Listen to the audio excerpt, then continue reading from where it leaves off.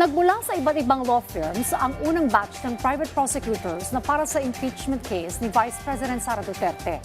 Ayon sa isa sa mga abogado, hindi sila ang bida sa paglilitis, kundi ang taong bayan. Yan ang ulat ni Sheila Natividad.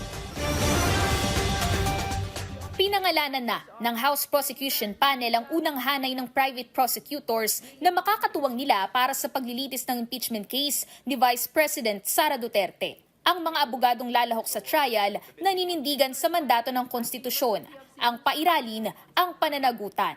How we were able to come together, of course, we solicited the help of private lawyers who are willing to be with us on this cause on a voluntary basis.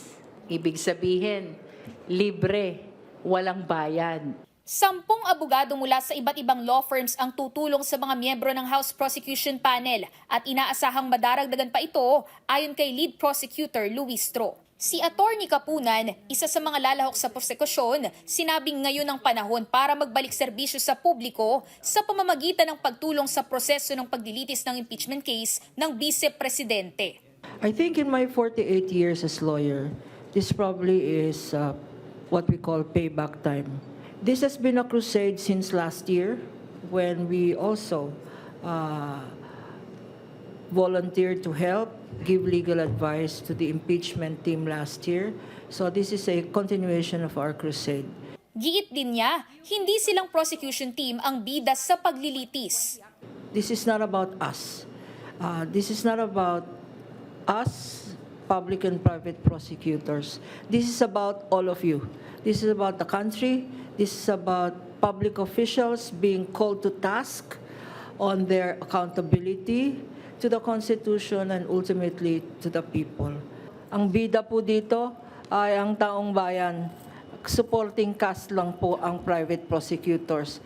Kumpiyansa naman sina Luistro at Akbayan Party List Representative Chel Jokno na kapwa-bahagi ng paglilitis sa maiaambag ng mga abogado. The private lawyers who are with us, with me and Congressman Chel, shares with the House the cost of bringing this case to the impeachment trial and until the rendition of judgment. Hindi po madali ang trabaho ng isang prosecutor. Maraming kailangan gawin in terms of witnesses, in terms of evidence, exhibits, making sure that all the evidence we present is admitted by the court. Ayon sa House Prosecution Panel, hinihintay na lamang nila ang pagsusumite ng pre-trial brief sa June 15 habang sa June 18 naman ang pre-trial conference para sa gumugulong na impeachment case ng Vice. Ayon kay House Lead Prosecutor Jervy Luistro, hindi man nila maisa sa publiko sa ngayon ang nilalaman ng kanilang pre-trial brief, malakas anya ang 4 na articles of impeachment laban sa Vice-Presidente. Mula rito sa Batasang Pambansa, Sheila Natividad, para sa Bayan.